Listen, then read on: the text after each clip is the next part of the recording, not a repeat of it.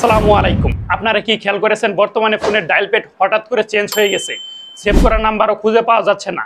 আপনার ফোনে যদি দুইটা সিম থাকে, কোন সিম দিয়ে ফোন করবেন সেটাও ঝামেলা হচ্ছে।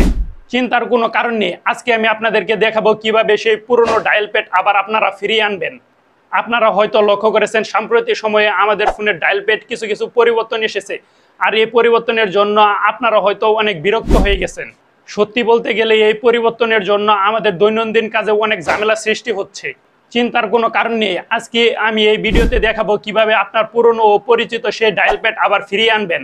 আর একবার এটা ঠিক করে নিলে আপনার ফোন ব্যবহার হবে স্মুথ ও ঝামেলাহীন। তো চলুন বেশি কথা না বাড়িয়ে শুরু করা যাক যে এই পুরনো ডায়াল প্যাডটা আবার কিভাবে ফিরিয়ে আনবেন।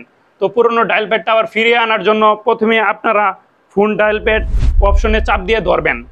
তো ধরার পর এখানে লেখা দেখতে পাচ্ছেন যে অ্যাপ ইনফো। তো অ্যাপ ইনফো এই অপশনে চাপ দিবেন। তারপর একটু নিচের দিকে স্ক্রল করে নিচের দিকে নামবেন। তারপর এখানে লেখা দেখতে পারবেন যে স্টোরেজ। তো এই অপশনে আপনারা চাপ দিবেন।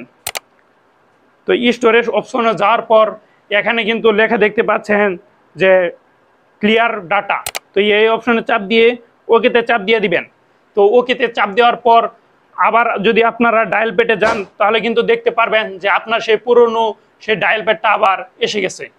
তো যারা যারা এই ভিডিওটা দেখে আপনারা সেই পুরনো ডায়াল প্যাডটা আবার ফিরিয়ে এনেছেন তারা অবশ্যই কমেন্টে জানাবেন, এবং আপনার যদি কোনো বন্ধুর এরকম সমস্যা হয় তাহলে অবশ্যই এই ভিডিওটা শেয়ার করে তাদেরকেও জানানোর সুযোগ করে দিবেন।